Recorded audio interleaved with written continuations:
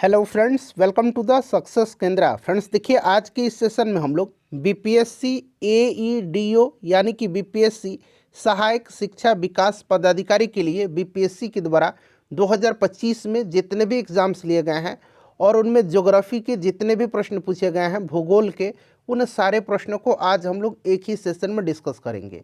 यहाँ पर आप देख भी सकते हैं 2025 में बीपीएससी के द्वारा 71वीं बीपीएससी का पीटी लिया गया था 13 दिसंबर 2025 को। बीपीएससी एएसओ का एग्ज़ाम लिया गया था 10 सितंबर 2025 को। बीपीएससी एलडीसी का मेंस का एग्ज़ाम लिया गया है 20 सितंबर 2025 को। इसी प्रकार से आप देख सकते हैं बीपीएससी डीएसओ का एग्ज़ाम लिया गया था 3 अगस्त 2025 को। बीपीएससी मोटर व्हीकल इंस्पेक्टर का एग्ज़ाम लिया गया है। बीपीएससी एमडीओ यानी कि मिनरल डेवलपमेंट ऑफिसर का पेपर लिया गया है। बीपीएससी लॉ ऑफिसर का पेपर लिया गया है। बीपीएससी सिस्टम एनालिस्ट का पेपर लिया गया है। बीपीएससी पब्लिक रिलेशन ऑफिसर का एग्ज़ाम हुआ है और बीपीएससी जूनियर लैब असिस्टेंट का एग्ज़ाम लिया गया है। तो इन सभी एग्ज़ाम्स में ज्योग्राफी के जितने भी प्रश्न पूछे गए हैं फ्रेंड्स, उनको हम लोग बीपीएससी एईडीओ एग्ज़ाम्स के लिए हम लोग डिस्कस करेंगे। बड़ा ही इंपॉर्टेंट सेशन है, इसको ध्यानपूर्वक और धैर्यपूर्वक आप पूरा ज़रूर देखिएगा। फ्रेंड्स इसी प्रकार से हमने हिस्ट्री को भी कवर कराया हुआ है और करंट अफेयर्स को भी कवर कराया हुआ है जो 2025 में बीपीएससी के एग्ज़ाम्स में पूछे गए हैं। अगर आप चैनल पर पहली बार आए हुए हैं फ्रेंड्स, तो चैनल को सब्सक्राइब कर लीजिए। बड़ा काम का ये चैनल है आपके लिए। बिहार के सभी एग्ज़ाम्स की तैयारी कराई जाती है और बेल आइकन जो दिख रहा है घंटी का निशान, उसको भी ज़रूर दबा लीजिएगा ताकि जब भी इसी तरह का कोई भी इंपॉर्टेंट वीडियो बीपीएससी एईडीओ से रिलेटेड अपलोड किया जाए तो उसका नोटिफिकेशन सबसे पहले आपके पास पहुंच जाए।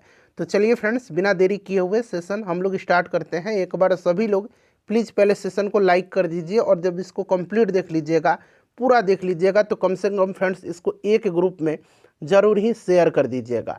तो चलिए अब हम लोग स्टार्ट करते हैं आज का सेशन। चलिए फ्रेंड्स, आज के सेशन का पहला प्रश्न पढ़ेंगे। देखिए, पहला प्रश्न पूछा गया है कि कौन सी नदी कर्नाटक से नहीं प्रवाहित होती। प्रश्न को ध्यानपूर्वक पढ़िएगा, कौन सी नदी कर्नाटक से नहीं प्रवाहित होती। देखिए फ्रेंड्स, ये बीपीएससी एलडीसी मेंस में पूछा गया प्रश्न है। इसी साल 20 सितंबर 2025 को बीपीएससी एलडीसी का मेंस का पेपर लिया गया था, उसी में यह प्रश्न पूछा गया है। चलिए सब लोग बताइए कि कौन सी नदी कर्नाटक से नहीं प्रवाहित होती। आंसर जानते हैं तो आंसर कमेंट करते चलिए, इससे आपका रिवीजन भी होते चलेगा। तो देखिए friends, right answer option number C हो जाएगा, गोदावरी। गोदावरी नदी मुख्य रूप से महाराष्ट्र, तेलंगाना और आंध्र प्रदेश राज्यों से होकर के बहती है और इसका उद्गम जो है महाराष्ट्र के नासिक जिले के त्रंबकेश्वर से होता है। क्लियर। और ये बंगाल की खाड़ी में गिरती है। ये सब आप ध्यान रखिएगा, ठीक है। अच्छा, बात करते हैं भीमा नदी की, तो ध्यान रखिएगा भीमा नदी मुख्य रूप से महाराष्ट्र और कर्नाटक राज्य से होकर के बहती है। तो यहाँ पर पूछा गया कर्नाटक से नहीं प्रवाहित होती है, तो ये तो कर्नाटक में प्रवाहित होती है। मुख्य रूप से ये महाराष्ट्र और कर्नाटक से होकर के बहती है। कावेरी की बात करते हैं तो कावेरी भी मुख्य रूप से कर्नाटक और तमिलनाडु राज्य से होकर के बहती है, ठीक है। और इसका उद्गम कर्नाटक के कुर्ग जिले में ब्रह्मगिरी पर्वत से है। उसके बाद कृष्णा की बात करते हैं तो कृष्णा भी आपको ध्यान रखना है, मुख्य रूप से महाराष्ट्र, कर्नाटक, तेलंगाना और आंध्र प्रदेश राज्य से होकर के बहती है और महाराष्ट्र के महाबलेश्वर के समीप पश्चिमी घाट से ये निकल करके पूर्व की ओर बहते हुए बंगाल की खाड़ी में गिर जाती है। तो यहाँ पर कौन सी नदी कर्नाटक से नहीं प्रवाहित होती है, तो गोदावरी करेक्ट आंसर हो जाएगा। कौन सी नदी है? गोदावरी। क्लियर। अच्छा, गोदावरी की बात करते हैं तो कुछ प्रमुख सहायक नदियां हैं, जैसे कि इंद्रावती है। उसके बाद अगर बात करते हैं तो प्रणीता है। प्रणीता नदी भी याद रखिएगा, प्रणीता ये गोदावरी की सहायक नदी है, ठीक है। चलिए अगला प्रश्न कर लेंगे कि कर्नाटक में वनों की कटाई का कारण कौन सा नहीं है। चलिए बताइएगा, कर्नाटक में वनों की कटाई का इसमें से पूछा गया है कि कारण कौन सा नहीं है। तो इसमें से कौन सा नहीं है, तो झूमिंग कृषि नहीं होगा। झूम फार्मिंग जो है एक प्रकार का ये शिफ्टिंग कल्टीवेशन है, स्थानांतरणशील कृषि है, जिसे काटो और लगाओ कृषि भी कहा जाता है, ठीक है ना। स्लैश एंड बर्न कृषि भी इसको कहा जाता है, जिसमें क्या होता है, जंगल के पेड़ों और वनस्पतियों को काट करके जला दिया जाता है और उस राख से मिट्टी उपजाऊ बनती है जिस पर कुछ सालों तक खेती की जाती है, फिर उस भूमि को पड़ती छोड़ करके दूसरी जगह पर चले जाते हैं। और इस प्रकार की खेती मुख्य रूप से भारत के पूर्वोत्तर राज्य जैसे कि मिजोरम, मणिपुर, मेघालय में की जाने वाली एक आदिम कृषि प्रणाली है। तो ये आपका कर्नाटक नहीं होगा, यहाँ पर ऑप्शन ए हो जाएगा राइट आंसर। चलिए फ्रेंड्स, और इसी प्रकार से मैंने आपको इतिहास के जितने भी प्रश्न बीपीएससी एयू के लिए जो बीपीएससी ने 2025 के एग्जाम्स में पूछे हैं उनको कवर कराया हुआ है। और मैंने बीपीएससी एईडीओ एग्ज़ाम के लिए करंट अफेयर्स भी 2025 में बीपीएससी के जो एग्ज़ाम में पूछे गए हैं उनको कवर कराया हुआ है। तो जिन्होंने नहीं देखा है जा करके देख लीजिएगा, लिंक आपको डिस्क्रिप्शन बॉक्स में भी या कमेंट बॉक्स में भी मिल जाएगा।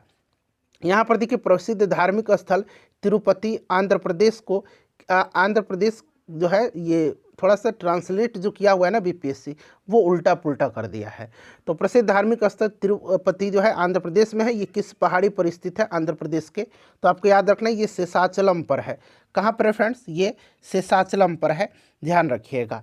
चलिए उसके बाद देखिएगा कि तमिलनाडु का सबसे बड़ा नमक उत्पादन केंद्र कौन सा है? कहाँ का? तमिलनाडु का। तमिलनाडु का सबसे बड़ा नमक उत्पादन केंद्र बताइए। तो फ्रेंड्स देखिए ये तूतीकोरिन है। कौन सा है? तूतीकोरिन। अब आप लोग कहेंगे कि थुत्थुकुडी है, थुत्थुकुडी, तो जी बिल्कुल थुत्थुकुडी ही है। और थुत्थुकुडी को पहले जो है तूतीकोरिन के नाम से जाना जाता था। इसे तमिलनाडु की नमक राजधानी और दक्षिण भारत का समुद्री प्रवेश द्वार भी कहा जाता है। ठीक है, चलिए अगला प्रश्न करेंगे कि कावेरी नदी की कुल लंबाई क्या है?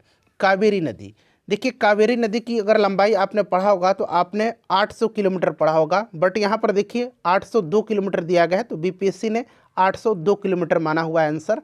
और आप भी ध्यान रखिएगा 800 के बिल्कुल ये निकट है, ठीक है ना। और जो भी मैं आपको आंसर बता रहा हूँ फ्रेंड्स, ये बीपीएससी का जो फाइनल आंसर की आता है रिवाइज कर करके फाइनल आंसर की के अनुसार ही मैं आपको बता रहा हूँ, ठीक है। चलिए नेक्स्ट क्वेश्चन करेंगे कि सोन, नर्मदा तथा महानदी का उत्पत्ति स्थल अमरकंटक कहाँ स्थित है?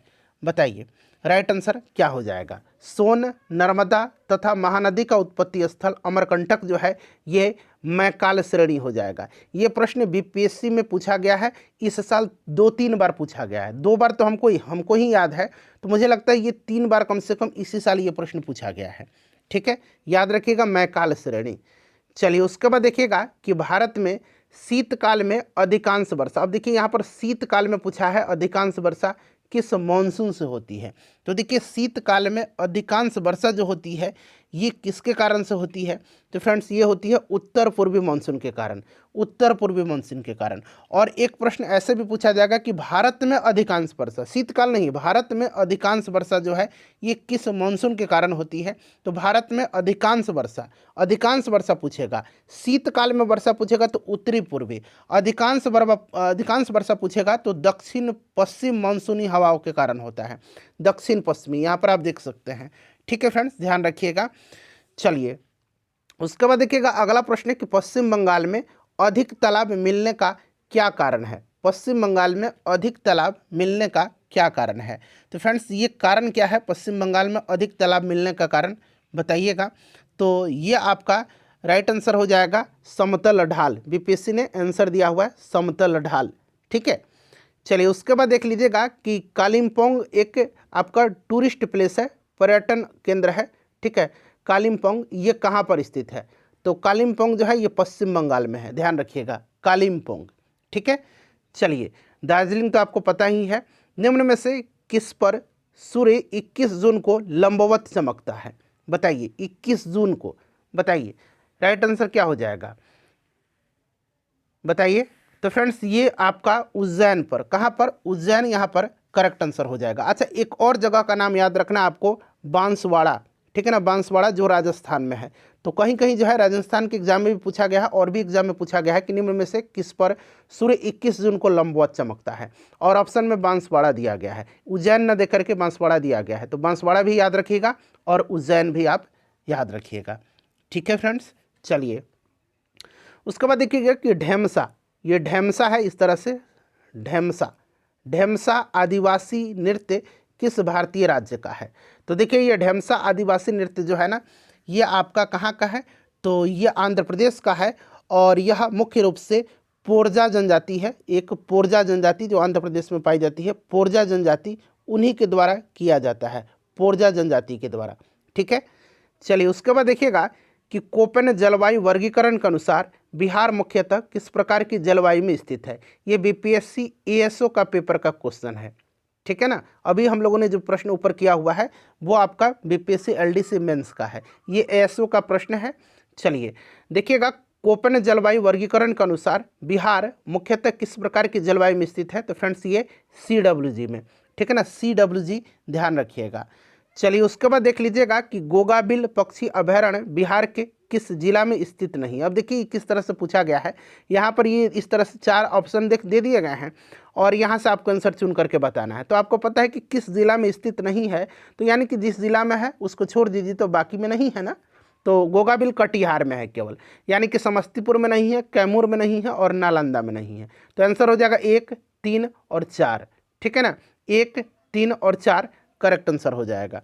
क्लियर है। अच्छा, गोगाबिल आपको याद होगा, पहले क्वेश्चन पर आ जाते हैं। देखिए गोगाबिल पक्षी अभयारण्य जो है ना, गोगाबिल, इसको जो है रामसर स्थल का भी दर्जा दिया गया है। अच्छा, बक्सर का गोकुल जलाशय को भी रामसर स्थल का दर्जा दिया गया है, और एक उदयपुर झील है जो कि पश्चिम चंपारण में है, उसको भी रामसर साइट का दर्जा दिया गया है। ठीक है, बक्सर का गोकुल जलाशय पूछेगा कहाँ पर है, तो बक्सर में। उदयपुर झील पूछेगा तो कहाँ पर है, वेस्ट चंपारण में, पश्चिम चंपारण में।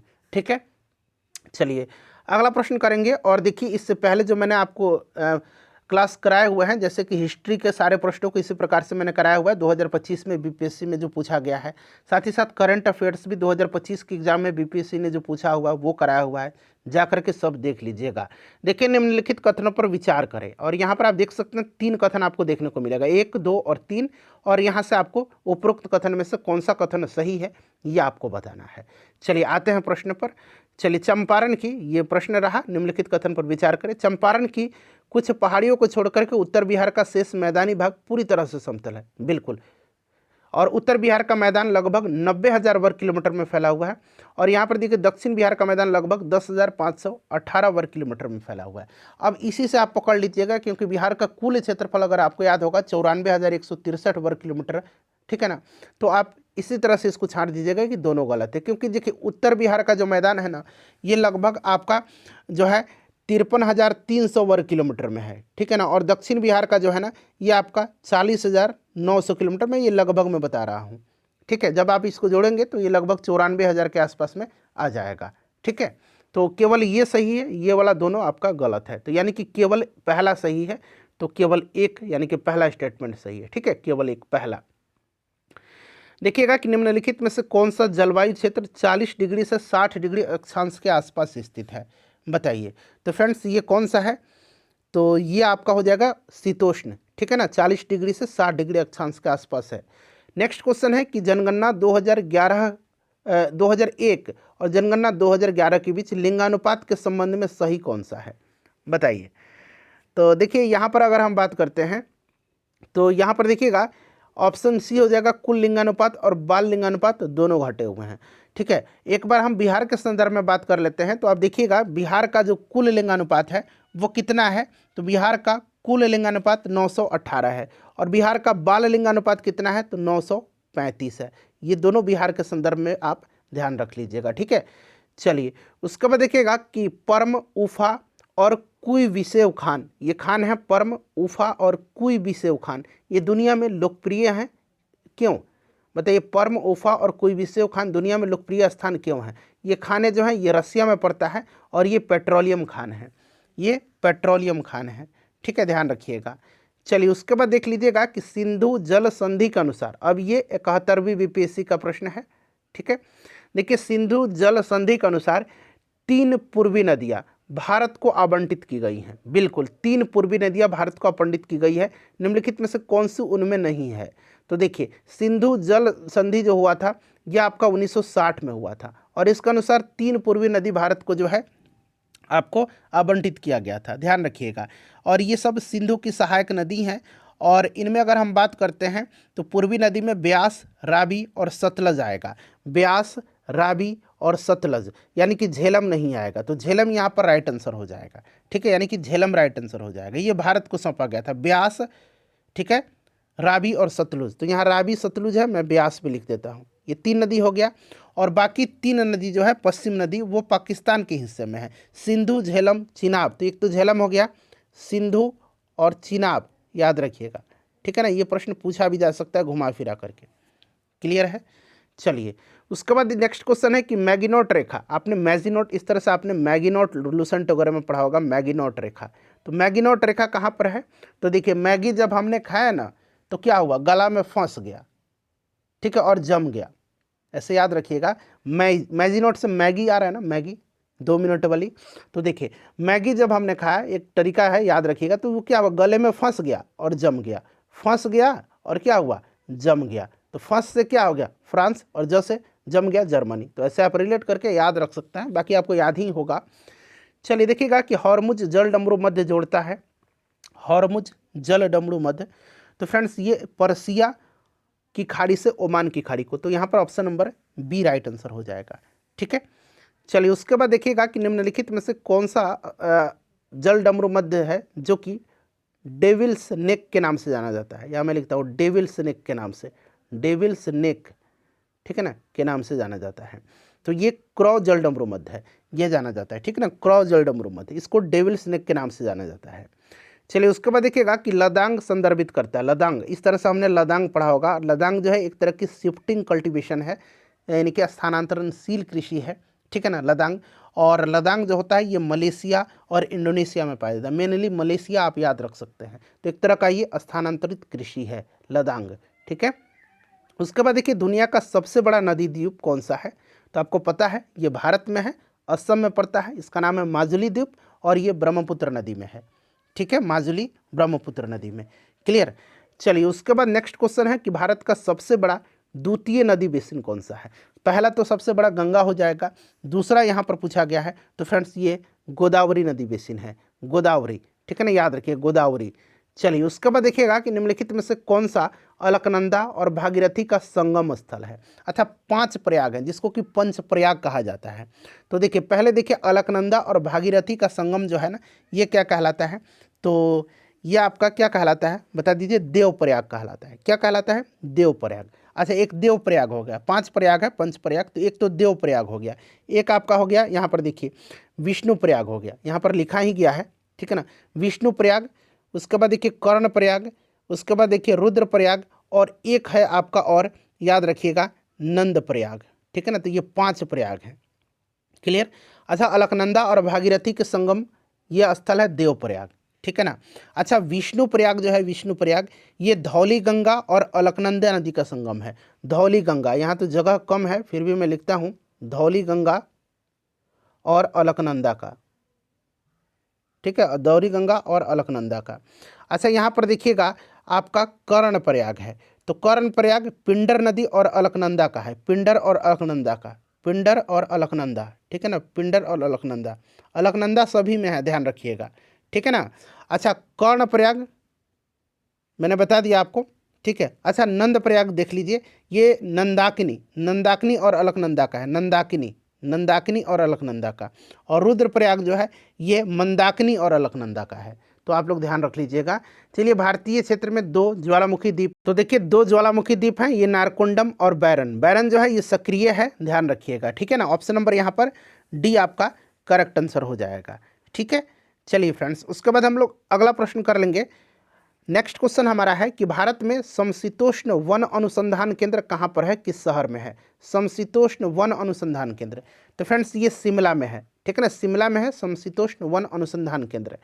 उसके बाद देखिएगा कान्हा नेशनल पार्क, थोड़ा सा ये धुंधला हो गया है, क्वेश्चन पेपर ही थोड़ा सा ये ब्लर था, कान्हा नेशनल पार्क पूछा गया है। तो आपको पता है ना कान्हा मध्य प्रदेश में है मध्य के बांध से कान्हा बोला, ठीक है, तो ऐसे याद रखिएगा मध्य प्रदेश में है, ठीक है।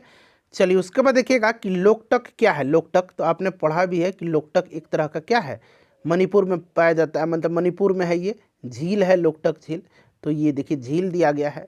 नेक्स्ट देखिएगा कि निम्नलिखित में से कौन सा पार्क अभ्यारण्य बिहार में बाघ परियोजना का अंतर्गत आता है? तो टाइगर रिजर्व कौन सा है बिहार का? एकमात्र वाल्मीकि टाइगर रिजर्व, एकमात्र नेशनल पार्क पश्चिम चंपारण में पड़ता है। उदयपुर वन्यजीव अभ्यारण्य भी पश्चिम बंगाल में, पश्चिम चंपारण में ही है, ठीक है ना, याद रखिएगा उदयपुर भी पश्चिम चंपारण में है। उदयपुर झील अभी हमने पढ़ा है आपको, ये भी पश्चिम चंपारण में है। भीम बांध जो है ये मुंगेर में है।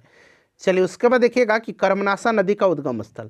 अच्छा, ये पिछले साल शायद 2024 में या 2025 में ही पूछा गया था, ठीक है ना। घाघरा का उद्गम मतलब घाघरा जो है ये कहाँ पर गंगा नदी में मिलती है, घाघरा। तो घाघरा रेविलगंज में आकर के, रेविलगंज में जो सारण में पड़ता है, रेविलगंज में आकर के मिलती है, रेविलगंज, ठीक है ना। यहाँ घाघरा नदी का उद्गम पूछा गया है तो ये कैमूर जिला हो जाएगा, ठीक है, ध्यान रखिएगा, कैमूर हो जाएगा। चलिए उसके बाद देखिए बिहार के किस जिले में सोना पाया जाता है, तो आपको पता है, ऑप्शन से ही आप देख लीजिएगा, जमुई जिला में, ठीक है, जहाँ पर नागिन अकटी है, जिसको कि रामसर स्थल का भी दर्जा दिया गया है। चलिए उसके बाद देखिएगा कि बिहार का अधिकांश भाग निम्नलिखित में से किस प्रकार की जलवायु के अंतर्गत आता है। बिहार का अधिकांश भाग, तो ये आता है उपोष्ण कटिबंधीय मानसून, ठीक है ना। ऑप्शन नंबर यहाँ पर देखेंगे तो बी हो जाएगा। नेक्स्ट क्वेश्चन है कि कोसी मेची लिंक परियोजना, कोसी मेची लिंक परियोजना से बिहार का कौन कौन से जिला लाभान्वित होते हैं, कौन कौन से जिला को लाभ होगा। तो ये जिला आपका है अररिया, पूर्णिया, किशनगंज और कटिहार, कोसी मेची लिंक परियोजना से।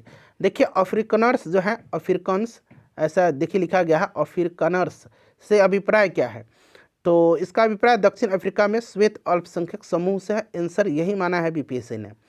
उसके बाद देखिए अगला प्रश्न है कि नागी पक्षी अभयारण्य स्थल जो है ये जमुई में है, जैसे मैंने नागी नकटी बताया है। नागी पक्षी अभयारण्य स्थल को महत्वपूर्ण पक्षी और जैव विविधता क्षेत्र के रूप में किस संगठन ने मान्यता दिया है, तो ये मान्यता बर्ड लाइफ इंटरनेशनल ने दिया हुआ है, ठीक है। चलिए उसके बाद अगला प्रश्न है कि निम्नलिखित में से देखिए नेपाल के, इसमें से पूछा गया है कि किस ग्लेशियर को, नेपाल का कौन सा ग्लेशियर है जिसको 2025 में मृत घोषित किया गया है। एक तरह से करंट का भी हो जाएगा, ज्योग्राफी का भी हो जाएगा, और मैंने इसलिए रखा है कि आप देख सकते हैं खुम्बू, याला और इमजा ग्लेशियर, इमजा ग्लेशियर, ठीक है ना, ये सभी नेपाल में ही है। अगर आपसे पूछा जाएगा खुम्बू ग्लेशियर कहाँ पर है, तो नेपाल में। याला कहाँ पर है, नेपाल में। इमजा ग्लेशियर कहाँ पर है, नेपाल में, इसलिए मैंने रखा हुआ है ठीक को, ठीक है, ज्योग्राफी में। तो देखिए मृत घोषित किया गया है नेपाल के याला ग्लेशियर को 2025 में। चलिए अगला प्रश्न कर लेंगे कि लक्षद्वीप कितने द्वीपों से बना है। अब यहाँ पर ध्यान दीजिएगा, देखिए लक्षद्वीप जो है ये अरब सागर में स्थित है और यह कुल 36 द्वीपों से बना एक द्वीप समूह है। तो राइट आंसर यहाँ पर ऑप्शन नंबर बी हो जाएगा, 36। अच्छा, एक करंट का क्वेश्चन याद रखिएगा कि पूरी तरह से सौर ऊर्जा से संचालित होने वाला पहला केंद्र शासित प्रदेश कौन है। तो फ्रेंड्स ध्यान रखिएगा, सौर ऊर्जा से पूरी तरह संचालित होने वाला पहला केंद्र शासित प्रदेश ये दीव है, ठीक है ना। तो ये भी आप साथ साथ ध्यान रखेंगे। चलिए उसके बाद देखिएगा दूसरा प्रश्न है कि भारतीय राज्य त्रिपुरा को बांग्लादेश से जोड़ने वाला पुल मैत्री सेतु किस नदी पर बनाया गया है। देखिए फ्रेंड्स, ये मैत्री सेतु जो है ना, यह बनाया गया है फेनी नदी पर, फेनी नदी पर बनाया गया है। फेनी नदी जो है एक सीमा पार नदी है जो भारत के त्रिपुरा राज्य और बांग्लादेश के बीच बहती है। चलिए उसके बाद अगला प्रश्न करेंगे कि 2011 की जनगणना के अनुसार भारत का बाल लिंगानुपात क्या है। 2011 के जनगणना के अनुसार भारत का बाल लिंगानुपात क्या है, बताइए राइट आंसर क्या हो जाएगा। तो फ्रेंड्स देखिए, अगर हम बात करते हैं 2011 के जनगणना के अनुसार बाल लिंगानुपात का, तो फ्रेंड्स ये 919 है। कितना है, ध्यान रखिएगा, 919 है, ठीक है। और वहीं अगर आपसे पूछा जाता कि लिंगानुपात कितना है, तो लिंगानुपात जो है ये 943 है। तो साथ साथ आप इसे भी ध्यान रखेंगे, ठीक है। चलिए उसके बाद हम लोग नेक्स्ट क्वेश्चन कर लेंगे। अगला प्रश्न है कि हारमुज जल डमरू मध्य निम्नलिखित में से किस किस खाड़ी के बीच स्थित है। हारमुज जल डमरू मध्य, और देखिए यहाँ से आपको आंसर चुन करके बताना है, नीचे दिए गए कूट का उपयोग करके सही उत्तर चुनना है। तो यहाँ से आप चुनिए कि राइट आंसर क्या हो जाएगा। तो देखिए फ्रेंड्स, हारमुज जल डमरू मध्य जो है ये फारस की खाड़ी और ओमान की खाड़ी के मध्य स्थित है। फारस की खाड़ी और ओमान की खाड़ी के मध्य। तो यहाँ पर आप देख सकते हैं फारस की खाड़ी और ओमान की खाड़ी, यानी कि आंसर हो जाएगा 1 और 4, ठीक है ना। तो चलिए देखते हैं 1 और 4 कहाँ पर दिया गया है। आप देख सकते हैं ऑप्शन नंबर बी में दिया गया है, ठीक है ना। चलिए उसके बाद अगला प्रश्न कर लेंगे। देखिए अगला प्रश्न क्या है कि निम्नलिखित में से कौन सा देश यूक्रेन के साथ अपनी सीमाएं साझा करते हैं। यूक्रेन के साथ, तो यहाँ पर आप देख सकते हैं ये 4 देश का नाम दिया गया है और नीचे दिए गए कूट का प्रयोग करके आपको सही आंसर चुनना है। तो देखिए अगर हम बात करते हैं यूक्रेन के साथ, तो यूक्रेन के साथ आपको ध्यान रखना है। देखिए यूक्रेन के साथ बात करते हैं तो बेलारूस, रसिया, पोलैंड, स्लोवाकिया, हंगरी, रोमानिया और मालदोवा जो है ये सीमा साझा करते हैं। तो यहाँ पर आप देख सकते हैं मालदोवा भी है, बेलारूस भी है, रोमानिया भी है, स्लोवाकिया भी है। तो यानी कि राइट आंसर क्या हो जाएगा इसका? राइट आंसर उपरोक्त सभी हो जाएगा। अच्छा फ्रेंड्स, अगर हम बात करते हैं यूक्रेन की, तो यूक्रेन की राजधानी जो है ये कीव है। यूक्रेन की राजधानी कहाँ पर है? कीव है यूक्रेन की राजधानी, कीव, इसे भी आप ध्यान रखेंगे। चलिए उसके बाद देख लीजिएगा कि भारत में निम्नलिखित में से कौन कोयला उत्पादन से संबंधित नहीं है? कोयला उत्पादन से संबंधित बताइए, कोयला उत्पादन से संबंधित नहीं है। तो यहाँ पर राइट आंसर आपका बेलाडीला हो जाएगा।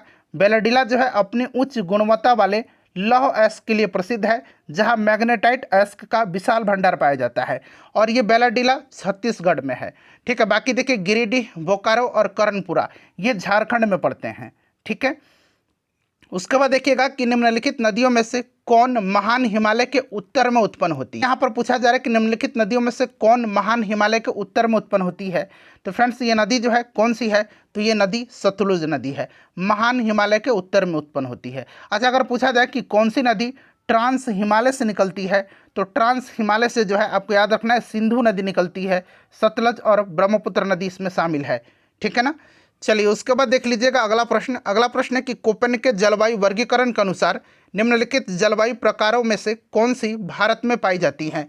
कोपेनिकस जलवायु वर्गीकरण के अनुसार। अच्छा, आपसे प्रश्न ऑलरेडी बीपीएससी में पूछा गया था कि कोपेनिकस जलवायु वर्गीकरण के अनुसार जो है उत्तर बिहार की जलवायु को किस रूप में वर्गीकृत किया गया है? तो उत्तर बिहार की जलवायु को CWG में वर्गीकृत किया गया है। और यहाँ पर पूछा गया है कि कोपेनिकस जलवायु वर्गीकरण के अनुसार निम्नलिखित जलवायु प्रकारों में से कौन सी भारत में पाई जाती है? तो फ्रेंड्स ये AM प्रकार की जलवायु है। चलिए उसके बाद अगला प्रश्न करेंगे कि हिमालय की किस श्रृंखला का निर्माण सबसे बाद में हुआ है? हिमालय की किस श्रृंखला का निर्माण? तो फ्रेंड्स ये कौन सी श्रृंखला है जिसका निर्माण सबसे बाद में हुआ है? तो ये शिवालिक है। शिवालिक पर्वतमाला, जिसे बाह्य हिमालय के रूप में भी जाना जाता है, सबसे युवा हिमालयी पर्वतमाला है जो प्लीस्टोसीन युग में के दौरान बनी थी। यहाँ मैं लिख देता हूँ, प्लीस्टोसीन युग के दौरान इसका निर्माण हुआ था। ठीक है ना, ध्यान रखिएगा। तो यहाँ पर शिवालिक करेक्ट आंसर हो जाएगा। और यह मध्य हिमालय से दक्षिण में स्थित है और मुख्य हिमालय पर्वतमाला के समानांतर चलती है, जो सिंधु से ब्रह्मपुत्र तक फैली हुई है। ठीक है, चलिए उसके बाद नेक्स्ट क्वेश्चन है हमारा कि निम्नलिखित का मिलान कीजिए और नीचे दिए गए कूट का प्रयोग करके सही उत्तर चुनें। एक तरफ नदी दिया गया है, दूसरी तरफ उनकी सहायक नदी दिया गया है, और यहाँ से आपको राइट आंसर चुन करके बताने हैं। ठीक है, तो यहाँ पर अगर हम बात करते हैं गंगा का, तो आप आसानी से मिला लेंगे। गंगा का जो हो जाएगा ये आपका कौन सा हो जाएगा? गंगा का कोसी हो जाएगा। यमुना की बात करते हैं तो चंबल हो जाएगा। कृष्णा का भीमा हो जाएगा, और महानदी का जो है ये शिवनाथ हो जाएगा। ठीक है, तो आप आसानी से इसको मिला लीजिएगा। 3, 1, 2, 4 राइट आंसर हो जाएगा, जो कि ऑप्शन नंबर ए में आपको दिख रहा है।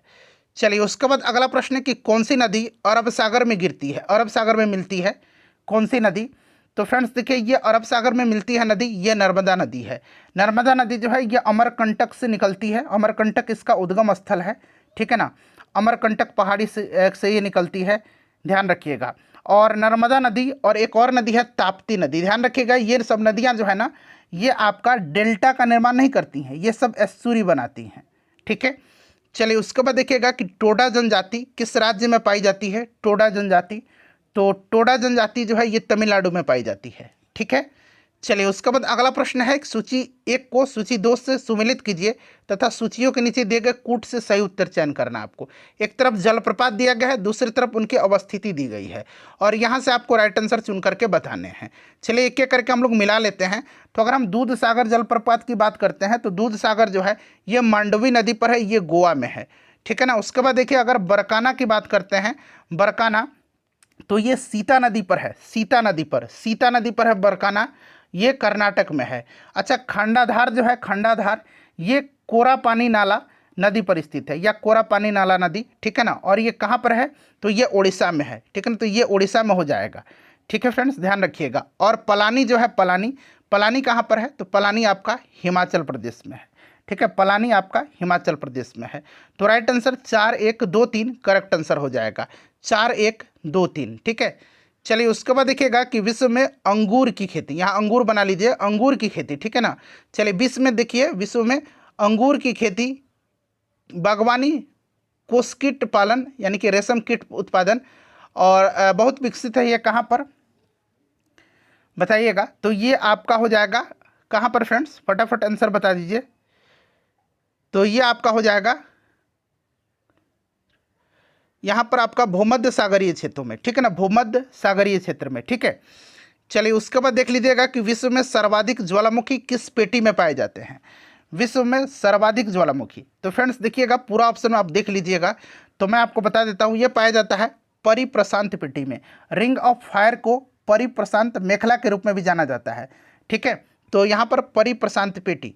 उसके बाद देखिएगा कि विश्व का सर्वाधिक जैव विविधता समृद्ध क्षेत्र है, सर्वाधिक जैव विविधता समृद्ध क्षेत्र। तो फ्रेंड्स ये उष्ण कटिबंधीय क्षेत्र है, उष्ण कटिबंधीय क्षेत्र है। अच्छा, भारत में जैव विविधता के 4 हॉटस्पॉट हैं।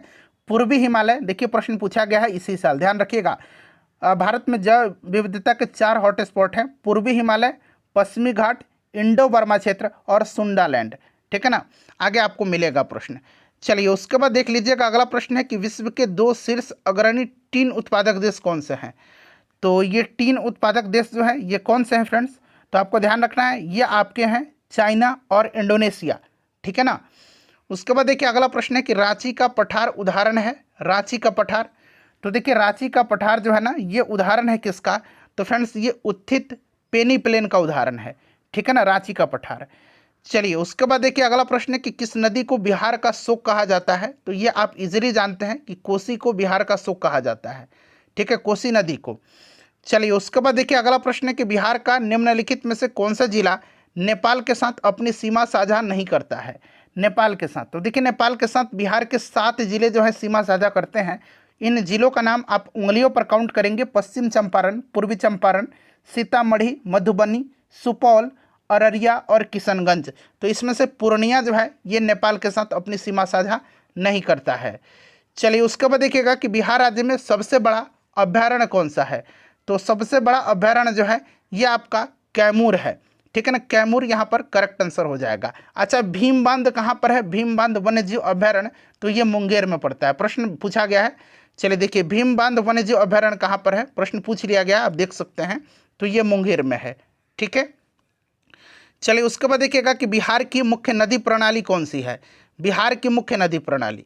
तो मुख्य नदी प्रणाली जो है ये गंगा नदी है, आपको ध्यान रखना है। और गंगा नदी बिहार के चौसा के पास बक्सर जिले में प्रवेश करती है, ठीक है। गंगा नदी के किनारे बिहार के 12 जिले स्थित हैं, कौन कौन से, तो बक्सर, भोजपुर, सारण, पटना, वैशाली, समस्तीपुर, बेगूसराय, मुंगेर, खगड़िया, भागलपुर, कटिहार और लखीसराय, ठीक है। चलिए उसके बाद अगला प्रश्न है कि निम्नलिखित में से किस जिले में गंगा नदी बिहार में प्रवेश करती है। तो अभी मैंने आपको बताया है कि गंगा नदी बिहार में जो है ये जो है बक्सर जिले में प्रवेश करती है, तो यहाँ पर बक्सर करेक्ट आंसर हो जाएगा। चलिए निम्नलिखित में से कौन सा देश क्वाड का सदस्य नहीं है, क्वाड का, बताइए, क्वाड का सदस्य नहीं है। तो क्वाड में जो है आपको पता है ऑस्ट्रेलिया है, भारत है, संयुक्त राज्य अमेरिका है, ठीक है, जापान है, यूनाइटेड किंगडम इसमें नहीं है। चलिए उसके बाद देखिएगा पोलावरम परियोजना है, पोलावरम, बताइए। तो देखिए पोलावरम परियोजना ये आंध्र प्रदेश में है, गोदावरी नदी पर स्थित एक बहुउद्देशीय बांध परियोजना है, ठीक है ना, जिसका उद्देश्य जो है सिंचाई, जल विद्युत उत्पादन और पेयजल आपूर्ति करना है। तो आंध्र प्रदेश में एक बहुउद्देशीय सिंचाई पहल है ये। चलिए उसके बाद नेक्स्ट क्वेश्चन कर लेंगे, और इसी प्रकार से मैंने जो भी सब्जेक्ट आपको का सब जा करके देख लीजिएगा।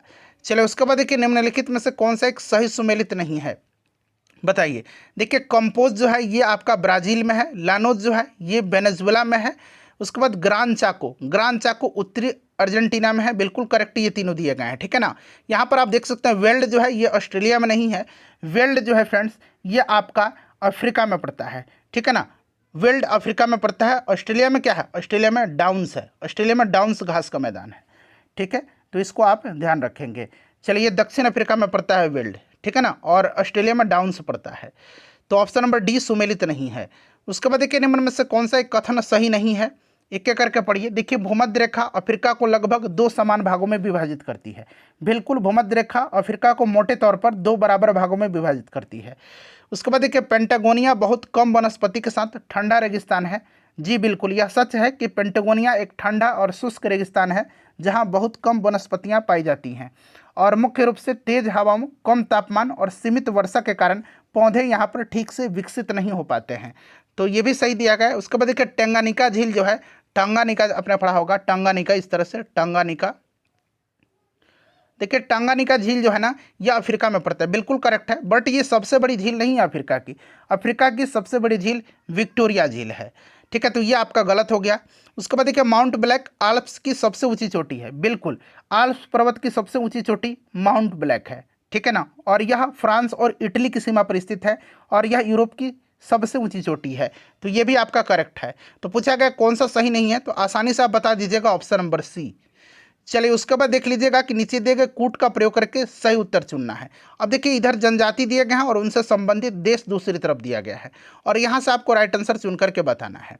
अब देखिए ये चीन जनजाति जो है ना, यहाँ आप देख सकते हैं चीन जनजाति, तो ये कहाँ पर पाई जाती है, तो फ्रेंड्स ये म्यांमार में। टोबा जनजाति जो है ये आपके मुख्यतः अर्जेंटीना में पाई जाती हैं। चकमा जो है चकमा, ये आपका बांग्लादेश में, और माओरी न्यूजीलैंड में पाई जाती हैं, ठीक है, तो आप इसको मिला सकते हैं। चार चार के बाद देखिए 1 2 और 3, 4 1 2 3 कहाँ पर दिया गया है, देखिए अब इसमें किस तरह से मिलाना है, तो देखिए यहाँ पर देखिए 4 हो जाएगा ए का, तो 4 यहाँ पर ए का कहाँ पर दिया गया है, सिर्फ इसी वाले ऑप्शन में दिया गया है, ठीक है, तो इस तरह से आप मिला लीजिएगा। देखिए निम्नलिखित में से कौन सा कथन सही नहीं है। अब देखिए मलक्का जल डमरू मध्य जो है ये मलेशिया और सुमात्रा के बीच स्थित है, बिल्कुल। मकासर जल डमरू मध्य ये बोर्नियो और सुलावेसी द्वीप के बीच है, जो कि दोनों इंडोनेशिया का द्वीप है, तो ये गलत दिया गया है, ठीक है ना। बाकी सुंडा ये जावा और सुमात्रा के बीच है, और मेसिना जल डमरू इटली और सिसिली के बीच है, ठीक है ना, इटली के मुख्य भूमि और सिसिली के बीच है।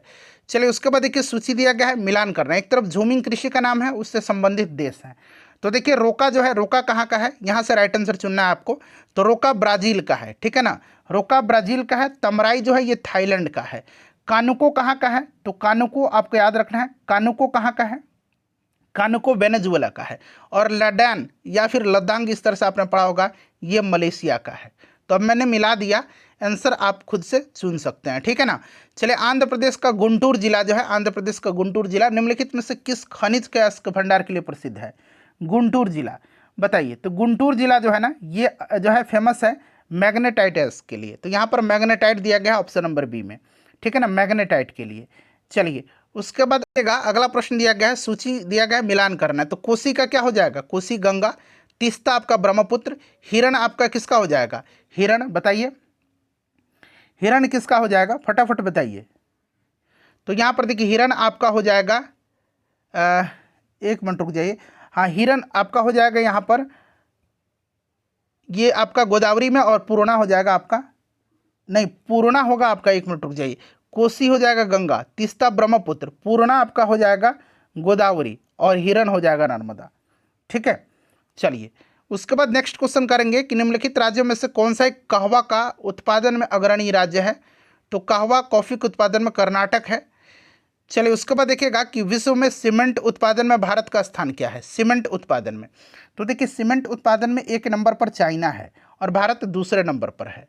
उसके बाद देखिएगा कि जल विद्युत उत्पादन केंद्र के संदर्भ में निम्नलिखित में से कौन सा युग्म सुमेलित यहाँ पर है।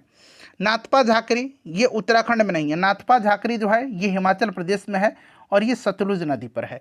टिहरी बांध हरियाणा में नहीं है, आप सभी को पता है, ये उत्तराखंड में है, और ये आपका भागीरथी और भिलांगना नदी के संगम पर है, ठीक है। सरदार सरोवर बांध नर्मदा पर है, गुजरात में, ये करेक्ट दिया गया है। कोयना जल विद्युत परियोजना केरल में नहीं है, कोयना जो है यह महाराष्ट्र में पड़ता है, कोयना नदी पर, तो सही दिया गया ऑप्शन नंबर सी। चलिए उसके बाद देखिएगा कि ताप विद्युत संयंत्रों के संदर्भ में निम्नलिखित में से कौन सा युग्म सही है। देखिए एनटीपीसी दादरी जो है ये कहाँ पर है, तो ये बिहार में नहीं है, एनटीपीसी दादरी उत्तर प्रदेश में है, ये उत्तर प्रदेश में है, ठीक है।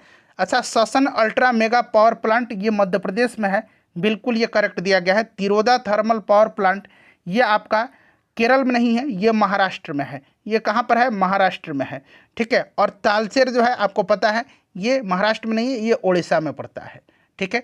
तो सही कौन सा है, तो ऑप्शन नंबर बी। उसके बाद देखिए निम्नलिखित में से कौन सा पवन ऊर्जा संयंत्र तमिलनाडु से संबंधित है। अच्छा यहाँ पर देखिए कच्छ और भुज ये आपको पता है कहाँ के हैं, तो ये गुजरात के हैं, ठीक है। और ब्रह्मणवेल पवन फार्म कहाँ पर है, तो ये आपका महाराष्ट्र में है, ब्रह्मणवेल, ठीक है। तो यहाँ पर आप देख सकते हैं मुपंडल पवन फार्म ये आपका तमिलनाडु में है, ठीक है, ऑप्शन डी। चलिए उसके बाद देखिएगा कि निम्नलिखित कथन पर विचार करें और उपरोक्त में से कौन सा कथन सही दिया गया है, यहाँ से आपको आंसर बताने हैं। चलिए तो यहाँ पर देखिएगा Rewa ultra mega solar plant जो है एक विशाल सौर ऊर्जा परियोजना है और मध्य प्रदेश के रीवा जिले में, बिल्कुल करेक्ट है। और यह संयंत्र दिल्ली मेट्रो को अपनी लगभग 1/4 बिजली की आपूर्ति करता है, ये भी करेक्ट है। यानी कि दोनों स्टेटमेंट यहाँ पर आपका सही दिए गए हैं, ठीक है। चलिए उसके बाद देखिएगा कि निम्नलिखित कथनों पर विचार करें और उसी प्रकार से उपरोक्त में से कौन सा कथन सही है, यहाँ से आपको आंसर बताने हैं। चलिए, कलपक्कम जो है ये परमाणु ऊर्जा संयंत्र फास्ट ब्रीडर टेस्ट रिएक्टर है, ठीक है, और ये आपका थोरियम ईंधन चक्र का उपयोग करने के लिए डिजाइन किया गया। दोनों स्टेटमेंट सही है, क्लियर ना, याद रखना आपको। और कलपक्कम जो है यह कहाँ पर है, तो फ्रेंड्स ये तमिलनाडु में पड़ता है। तो यहाँ पर आप देख सकते हैं 1 और 2 दोनों। उसके बाद देखिएगा कि भारत में मानसून को प्रभावित करने वाले प्रमुख कारकों में कौन सा एक है। तो देखिए भारत में मानसून को प्रभावित करने वाले जो प्रमुख कारकों में से इसमें एक है, तो ये हिमालय पर्वत श्रृंखला है। हिमालय पर्वत श्रृंखला, ठीक है ना। मुख्य रूप से अगर हम बात करते हैं तो यह एक अवरोध के रूप में कार्य करता है, जो अरब सागर और बंगाल की खाड़ी से आने वाली नमीयुक्त मानसूनी हवाओं को रोकता है और उन्हें भारतीय उपमहाद्वीप में पर्याप्त वर्षा के रूप में छोड़ने के लिए ये बाध्य करता है, ठीक है। चलिए उसके बाद अगला प्रश्न कर लेंगे कि 2011 की जनगणना के अनुसार निम्नलिखित केंद्र शासित प्रदेशों में लिंग अनुपात को घटते क्रम में व्यवस्थित करिए। और यहाँ से आपको आंसर चुनना है, घटते क्रम में लगाना है, यानी कि सबसे ज़्यादा फिर उससे कम। तो देखिए सबसे ज़्यादा की अगर हम बात करते हैं तो इसमें से कौन सा हो जाएगा, बताइए।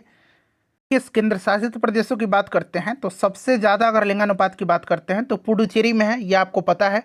पुडुचेरी की बात अगर बात करेंगे तो आपका लक्षद्वीप हो जाएगा, यानी कि 3-2। उसके बाद आपका हो जाएगा इसमें कौन सा हो जाएगा,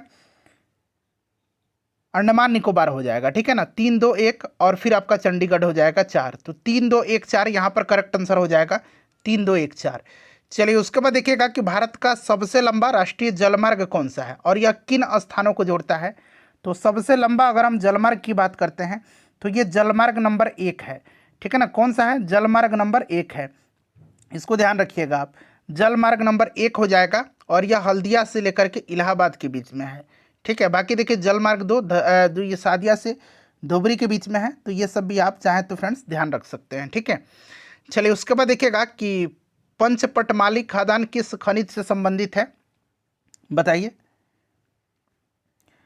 तो राइट आंसर क्या हो जाएगा, तो देखिए ये आपका उड़ीसा में पड़ता है, कोरापुट में, उड़ीसा के, और ये बॉक्साइट के लिए है, ठीक है ना। तो यहाँ पर बॉक्साइट करेक्ट आंसर हो जाएगा, ठीक है, बॉक्साइट।